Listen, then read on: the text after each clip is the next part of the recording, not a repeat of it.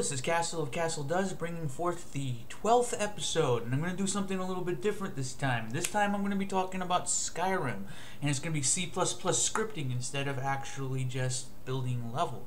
It's a survival mod.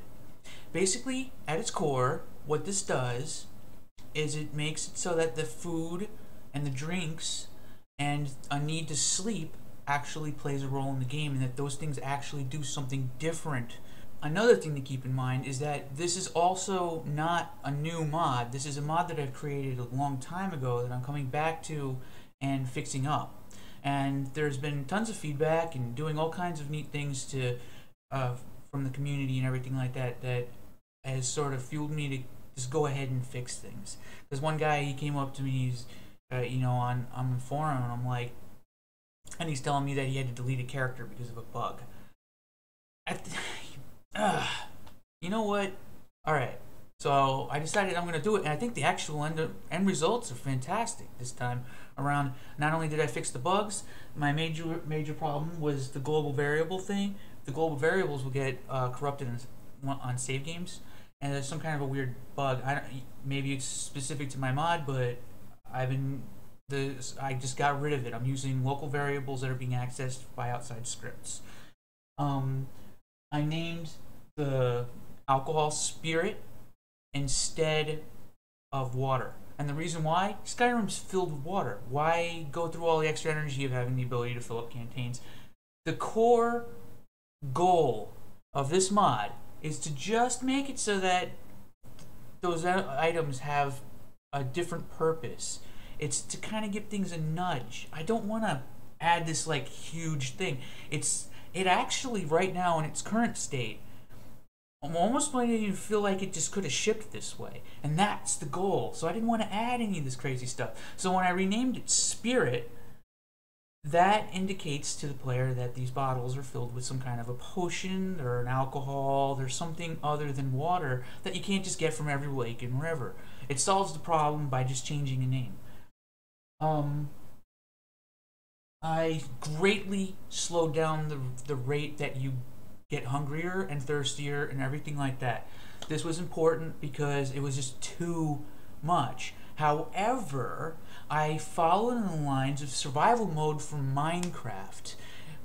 Basically, when you're in town and you're not doing anything, it increases at a very slow rate. But when you go diving into a, I was going to say dumpster diving. When you go diving into a dungeon, then you actually start fighting and stuff like that. That's when you'll actually start using up your resources. And that's when you'll actually see your character start to get a little bit tired and a little bit hungry or a little bit thirsty. It happens at a much, much slower rate. Item potency had to be increased. Everybody was asking for this. Everybody. Every single person. So, hey, if it means that if you really want a more survival-y style game, you're just going to have to pair this mod with another mod that removes loot. That's it. An apple pie, you only need 2 of them and you're full. I mean, that's like from starvation to completely full. That's it. There you go. Like, most of the time you'll never need that much because it just takes a really long time. Alright, so let's take a look at this mod in action. Okay, so after a long trek from Whiterun to Riften, I noticed that I'm thirsty, hungry, and tired. This is indicated by simply not allowing the auto regen to fully fill up on all 3 bars. That's how it indicates to you. There's no messages, nothing else. You just see that auto regen doesn't go all the way to 100%. Take a look. Okay, so let's take a look at the food and stuff. Now you notice restore hunger, restore exhaustion is rare. That's a hard one. You can actually go without sleep if you have enough restore exhaustion, but it's a very rare stat. A lot of the smaller ones that are like only plus 1% aren't really worth getting because there's a hidden thing where it makes the other 2 stats go up by 1%. So you want to stick to the more valuable things. In this case, ale, and I'll probably work on the next version where I'll decrease or increase the value of certain foods and drinks to better match their stats. Alright, now let's see how time affects things. I'm waiting a very long time in time-lapse right now, and you notice that your stats will actually go down to match your current hunger, thirst, and sleepiness level. Okay, so now let's take a look at what happens when I drink a little bit and restore some of my spirit. Now you'll watch as my magicka bar will begin to auto-regen again. In other words, now auto-regen is something that's not free. You actually have to maintain it. And that's all it does. It's really that simple. It's about as simple as it's ever going to be. Every hour represents 10% of your stamina bar. Let me know if Exhaustion. there's anything else you need. And there you go. So I just rested, and now I just stayed at the inn, and I'm ready for action. And I'll probably stay this way for a while. Seamless as fuck. And that's it. Alright, so what's going on underneath? Like, what makes this mod tick? Well, let's take a look at the code. But first, we must bask in my mod page. Look at this. Haha. Yeah, okay. It's not 5 stars, alright? Whatever, okay? I mean, look at this. I'm the guy who traveled 1,460 miles for a giddy and a nin sticker. And a slightly different colored wall. Okay, so one of the first things I ended up doing was I went to the forums to actually start asking about what I can do, the methods that I need to get rid of global variables from the mod. And for a little while there, I'm more or less just kind of stumbling about looking at my old code. And I don't know if you've experienced this before, but when you come back to a code base that you worked on a really long time ago, man, I didn't even really leave it many comments. The good thing is that the code, I remember a lot of it, and I ended up, at this point, I just started tweaking values. I also wanted to make sure that the rate that your hunger, thirst, and sleepiness increases over time on its own, without any combat or anything like that, increased at roughly 25% of what it would have been from its previous values. So it's way slower. So once I slowed those values down, I ended up going back and retweaking them a little bit. I sped it up slightly, and I wanted to go ahead and add a mechanic where your auto regen starts to cost a little bit every tick whenever your auto gen is active, which is state 2 for each of these effects. I didn't at this point think about actually going ahead and having combat and having it only happen during combat. So in order for your auto regen to actually cost anything at all, you actually have to both be in combat and auto regen active in order for it to begin to increase your thirst, hunger, and sleepiness. So at this point you're watching me actually change the term thirst and replace it with spirit in both the magic effects on all the items and on the items themselves.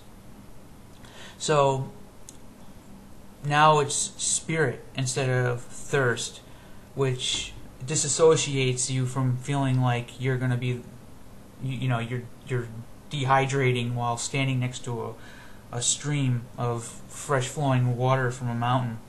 Doesn't make any sense. Spirit is like more of a magical attribute, and you want to have it special spirit from those bottles. And then again, I come back and I start tweaking these values again.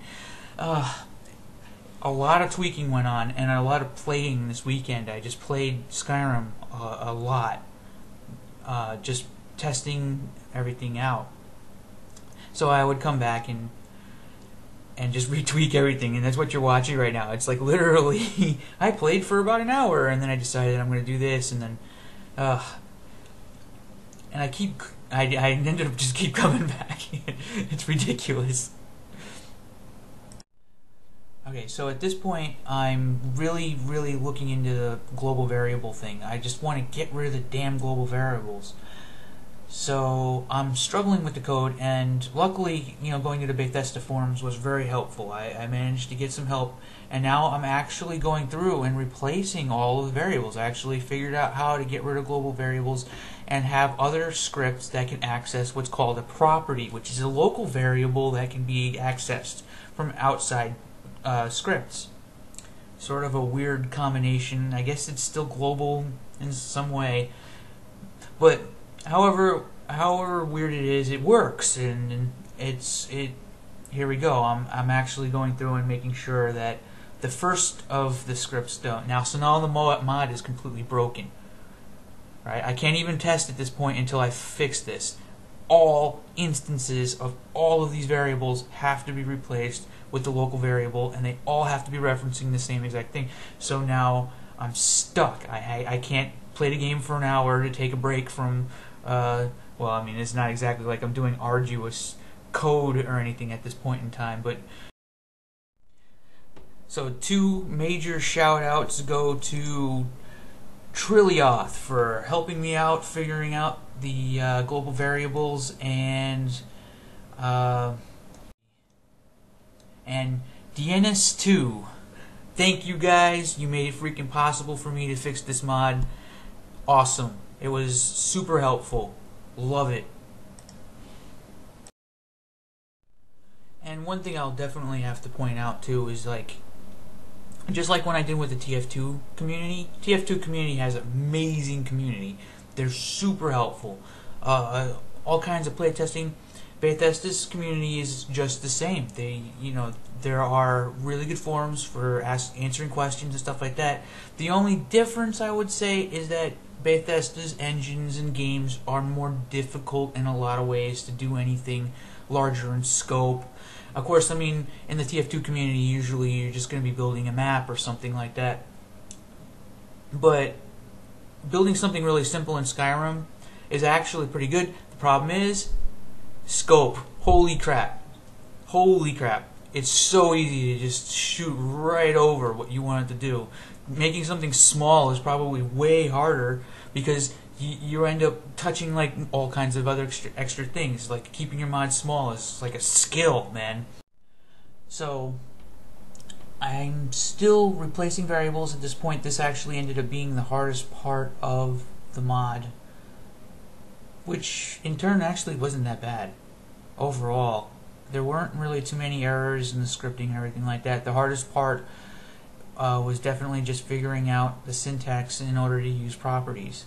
Skyrim's a little weird when it comes to fragments and properties and things of that nature. I haven't quite wrapped my mind around fragments at all.